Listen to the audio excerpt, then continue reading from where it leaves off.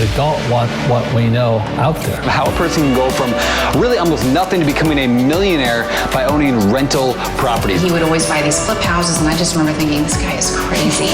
Why would he buy that house? In the past decade, there's been a huge surge in the peer-to-peer short-term rental market. Become an insider. So you have to know the rules before you get the game. Every second counts. So make every second count. Welcome to the Real Estate Jam. Whether you're just beginning or the best of the best, we're glad you're here. We will share successes, failures, and strategies for the action-taking real estate investor. And now to your hosts, JD and Melissa.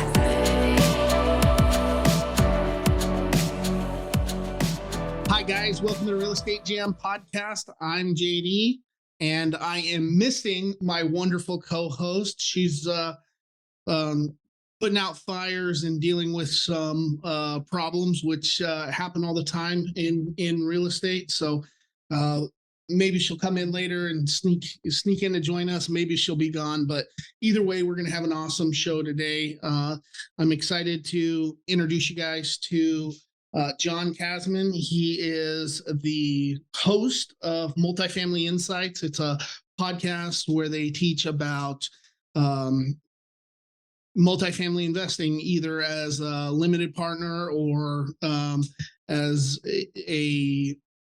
somebody who wants to structure their own deals, run their own deals, raise money. There's a lot of valuable information over there for anybody looking or just wanting to know more about large multifamily investing.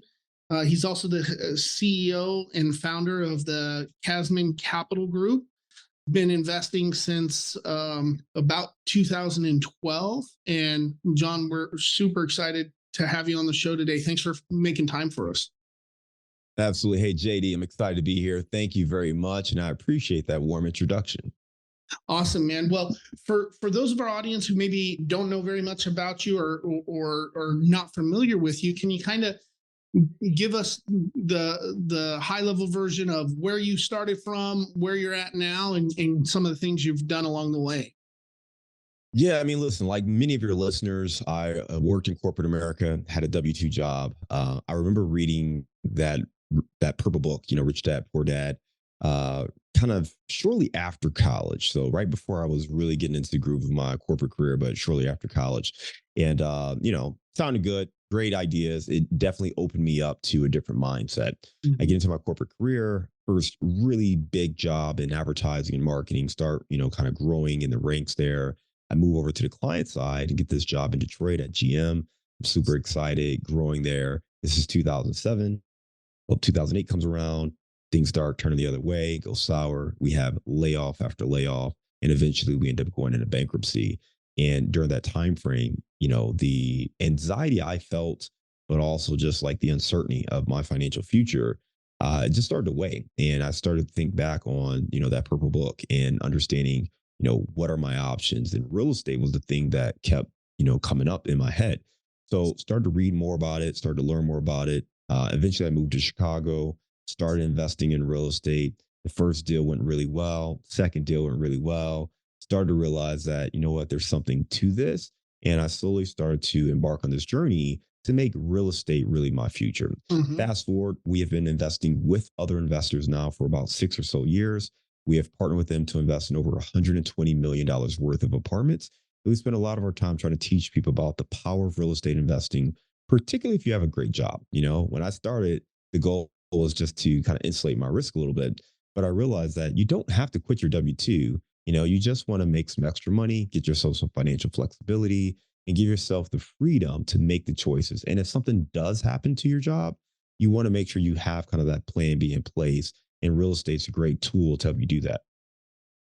Yeah, that's great. I do, a lot of real estate investors start out investing while they have a W-2 job, and some, it goes both ways. Some people will say, well, I can't devote as much time to real estate investing because I have a W-2. And then on the other hand, there's other people who say, well, I don't have any money or credit because I don't have a W-2. So it's that kind of the double-edged sword, and however you want to see it, with whether you want to see that W-2 as your advantage or your disadvantage, you're gonna be right on that.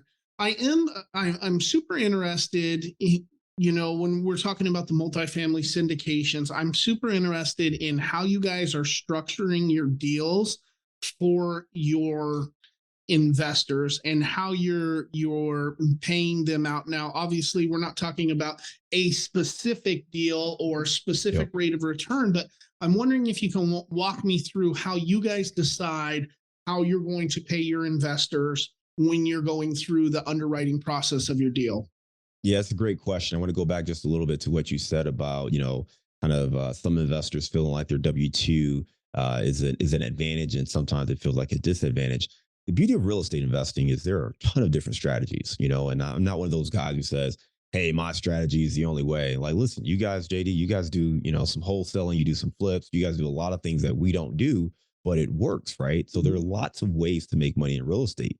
The key is to figure out what strategy fits your risk tolerance and your financial situation. And this is one of the things that is really important. If you want to be hands-on, you want to be active, you've got time, you don't have a lot of money, then you need to go out there and get that sweat equity. You got to go hustle. You got to go find those deals. You got to make it happen yourself. If you have a W-2 job, particularly a white collar corporate job, you work in corporate America, you're in sales, you're a doctor, you're an engineer, you're in one of those kind of positions. You don't have the flexibility to go out there and hit the pavement. And you may not want to do that to do maybe a house and find a house that's going to bring you 100 or 200 or even $300 a month, right? It's just not worth that effort.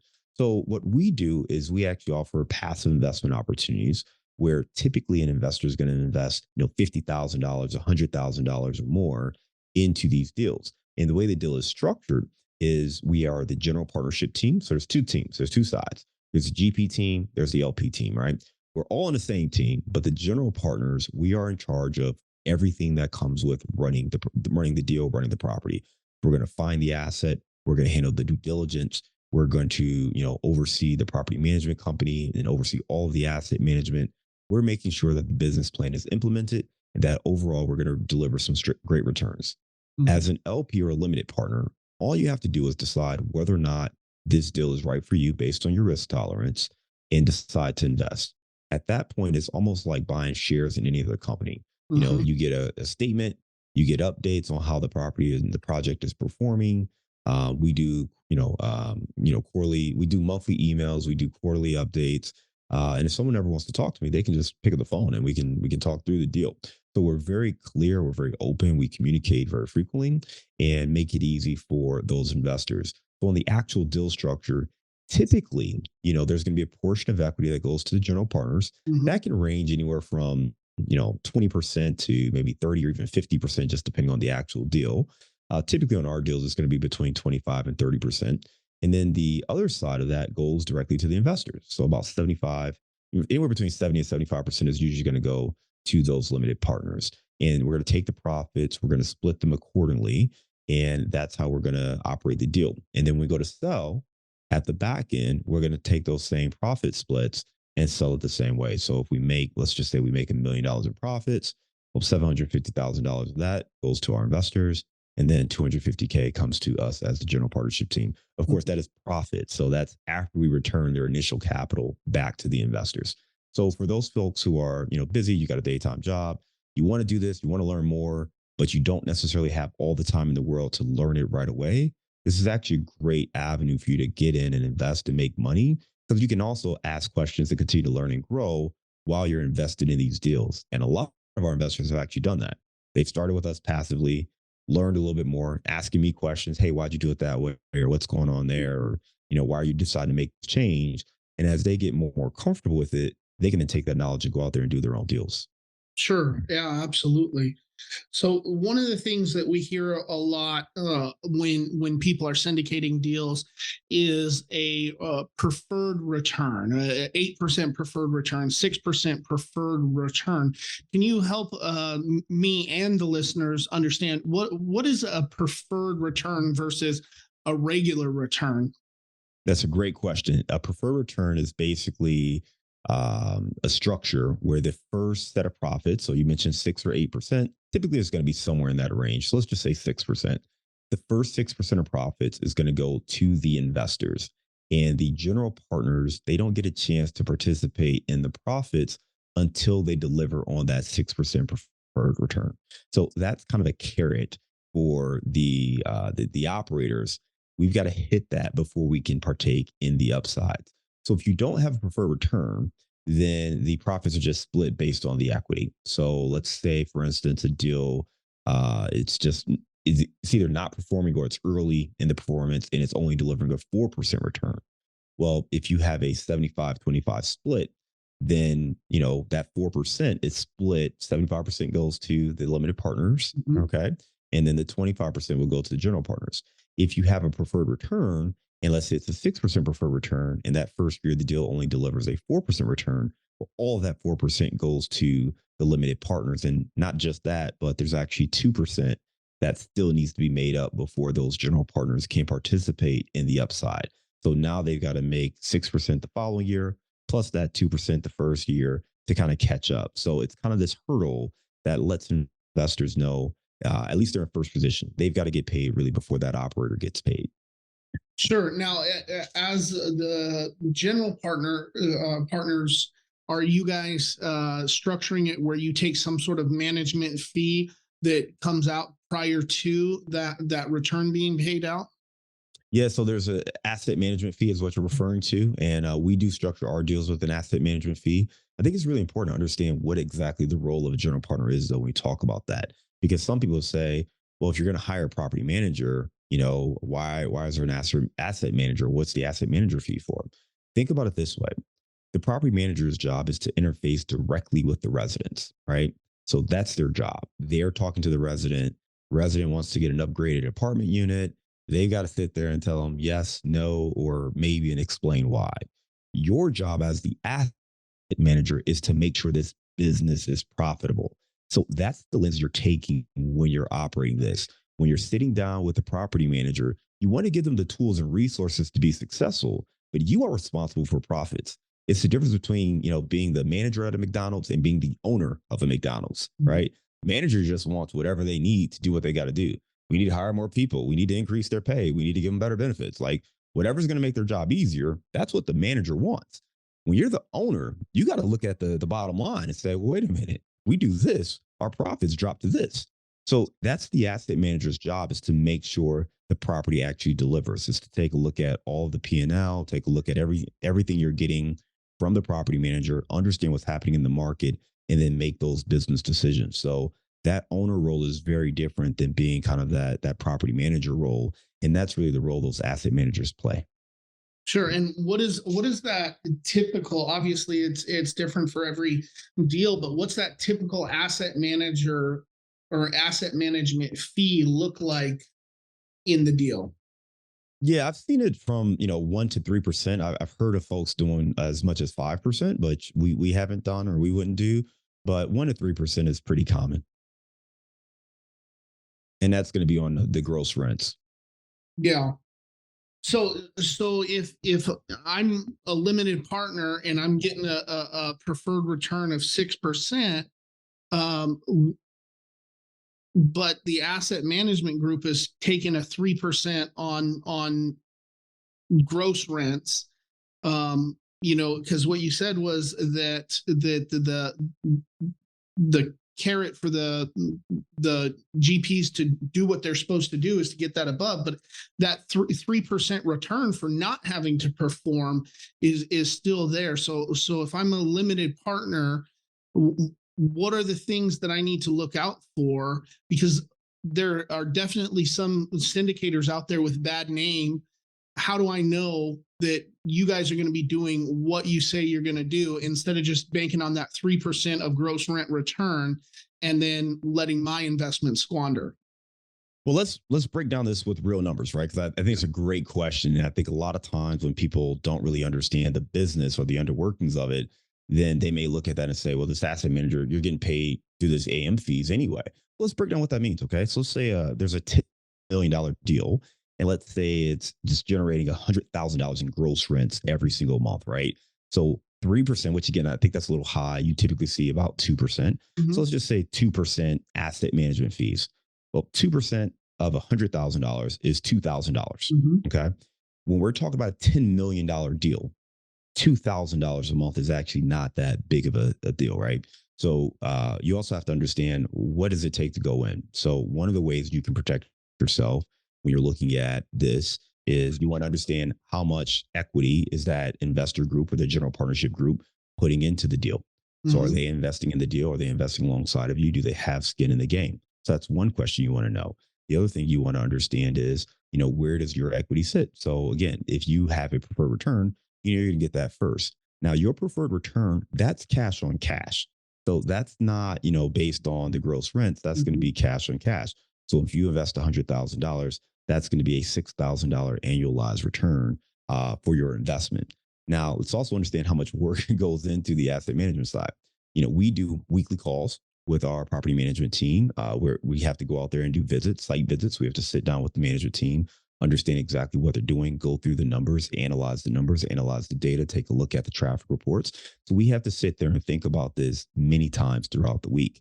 As a limited partner, only time you have to really think about it is when you invest your money. Now, you can continue to think about it if you want to, but it's not your responsibility. So when you factor in the hours and the amount of hours someone's putting in, if you really were to write that down and what someone may get paid and compensated for that, it's going to be way more than 2 to 3% for that investment. So those are the things. I think the best way you can protect yourself is you've got to interview these syndicators.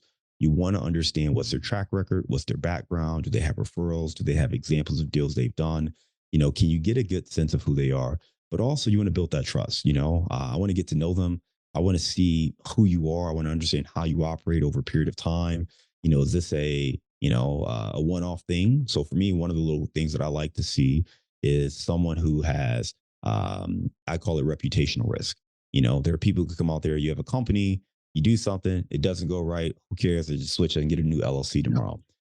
My name is John Casmon. My company is Casmon Capital Group. I've done a podcast. We're getting close to 500 episodes. People know who I am.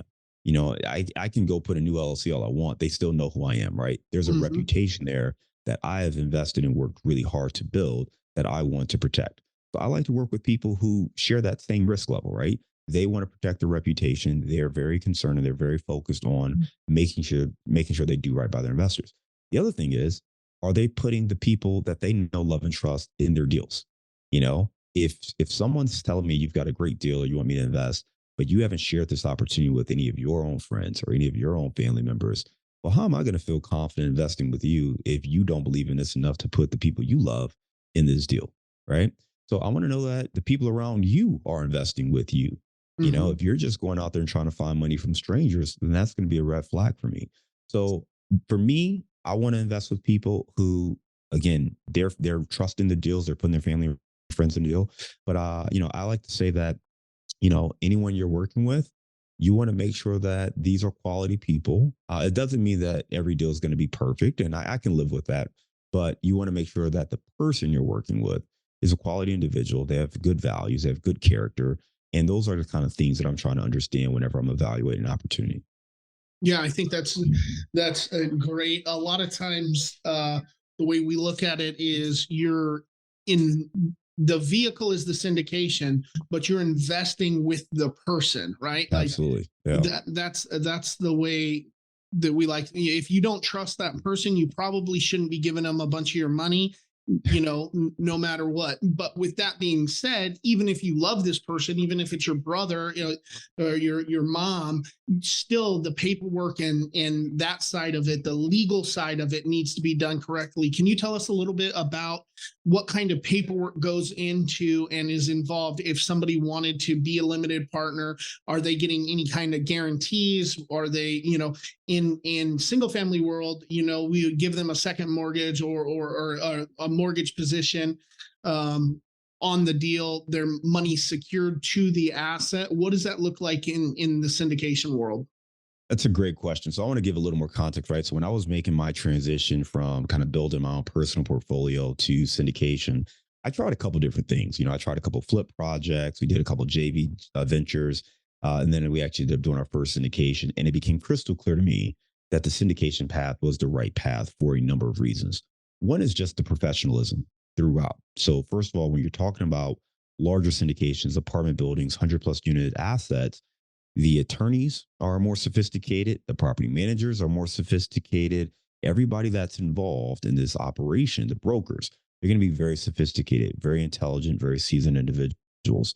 I did some flip projects that went sour, and part of the reason was, you kind of had these hack, JV agreements where maybe these people didn't have equity, and you said something that's really important. You want to understand how your position is secured. So I did a deal. I remember I loaned some money to this guy as a private note, but it was like basically a third position, right? So I'm like behind the lender and behind this other thing, and it ended up being an unsecured note. Well, guess what happened, right? I ended up not getting my money back, even though I had this clause in there that, hey, if this happened, then I could take over the bank account. What do you think he did? He just took his money and moved over, and he was done, right? So you do a couple deals like that, and you learn the hard way, and that was frustrating for me. But on the same note, it kind of showed me where my comfort level was, particularly because I come from corporate America. I come from a world where if we sit down, we have a conversation and you agree to do something, you did that. You told me something's going to be done by Tuesday. It better be done by Tuesday, or you better be calling me before Tuesday and telling me why it won't be done on Tuesday. And that's just kind of what my expectation was, right? And you understand that when it comes to real estate, particularly when you're doing flips and projects like that, it's more of a blue collar mentality. You got to be on site. You got to be watching these guys. You got to make sure everybody's doing exactly what it is they said they were going to do. If you're in corporate, or you're a doctor, you're an engineer, you're in sales, you don't have the ability to be on site like that. So for me, when it comes to kind of the paperwork and the professionalism and all of that, we have a securities attorney who draws up what's called a PPM, or a private placement memorandum. And this is a document that allows us to do a subscription. I mentioned like the deal structure being similar to like buying shares of Apple. Well, that's exactly what you're doing. This is a security. So we're going to draw up a document. We're going to create a number of shares, and that's actually what you're going to invest in. So we're creating this new LLC. This LLC is going to own apartment building 1, 2, 3. And then you are going to invest X amount of money to own X amount of shares in this company. And that's the way it's run. So we run it like a professional organization. All of that is buttoned up. We actually use an investor portal. So you can go in, you can log in and see kind of where your account is. You can see all your information. We deliver K1s each year. So you get these K1s. And typically with commercial real estate, those K1s will allow you to demonstrate a loss. So if you have other passive income, you can take these passive losses against that passive income gains.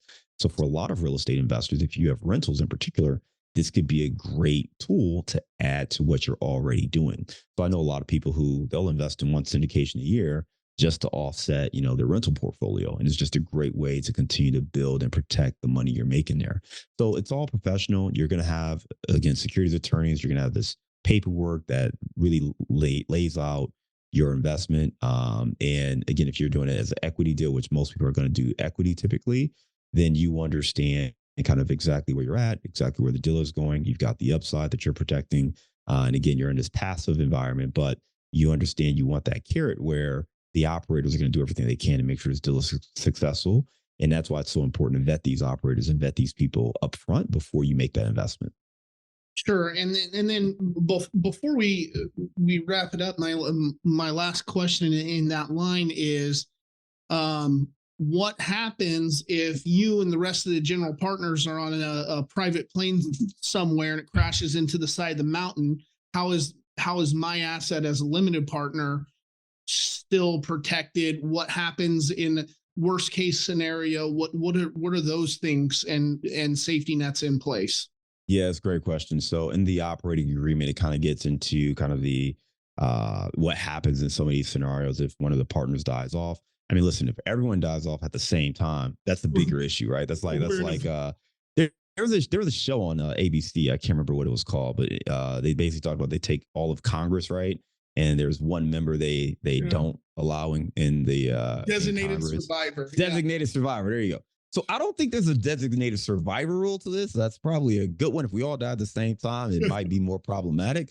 But what happens typically is you're going to have that. Let's say if a partner passes away or something happens where they can no longer operate, then you're going to take kind of their voting shares, and that either goes to kind of the person who's going to oversee their affairs on their side, or you're going to elect someone else to run it on their behalf. So you want to have multiple people who are on the general partnership team. I would be somewhat concerned if there was only one person who kind of knew what was happening and they were making all the decisions for the reasons that you just said. Yeah. If you have multiple people, typically they're not going to die exactly at the same time. I mean, you just hope not.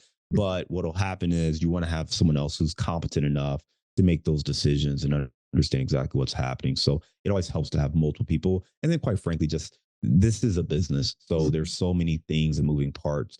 It's really difficult for any one person to try to do this all by themselves, particularly as you scale. So on a small, if you got 5 units, certainly you can run it all by yourself for a 5-unit. But as you scale up and you've got multiple properties and multiple investors, there's a lot of communication that takes place both with your team as well as your investors. So you do want to have multiple people involved there.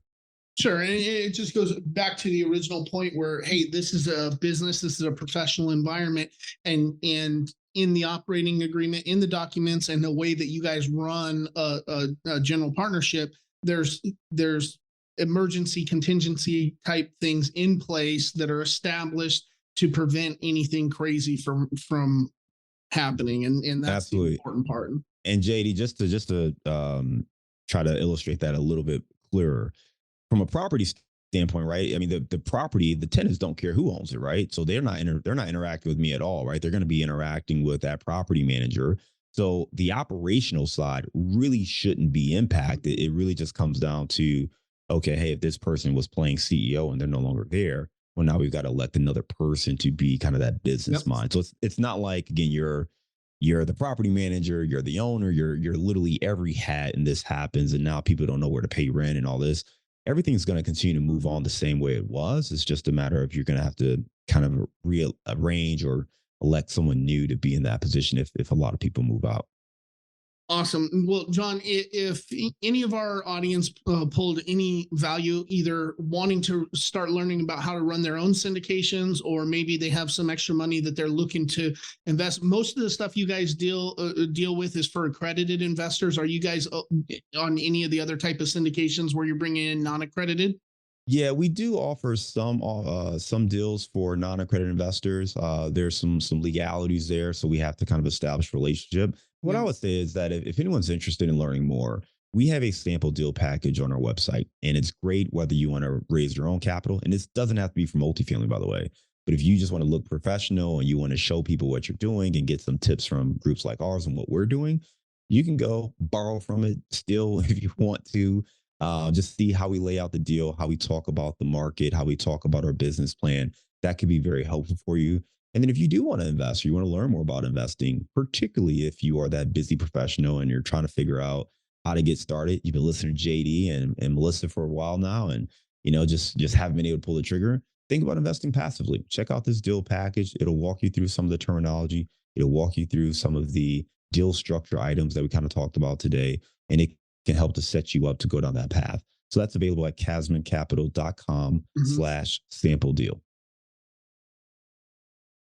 Awesome. Well, John, I really appreciate you taking the time out of your busy day to come and chat with us here. There's a lot of valuable information in this last 20 or so minutes of podcast, and I do appreciate it. Absolutely. Hey, JD, thank you for having me, man. It's great talking to you, and I hope your listeners got a lot of value out of today. Awesome. Thanks. Thank you for listening to the Real Estate Jam. We hope you enjoyed today's episode. For more information, check out our website, therealestatejam.com, or find us on Instagram, Facebook, and Twitter at The Real Estate Jam. If you have any questions, feel free to drop us an email at therealestatejam@gmail.com. See you next episode.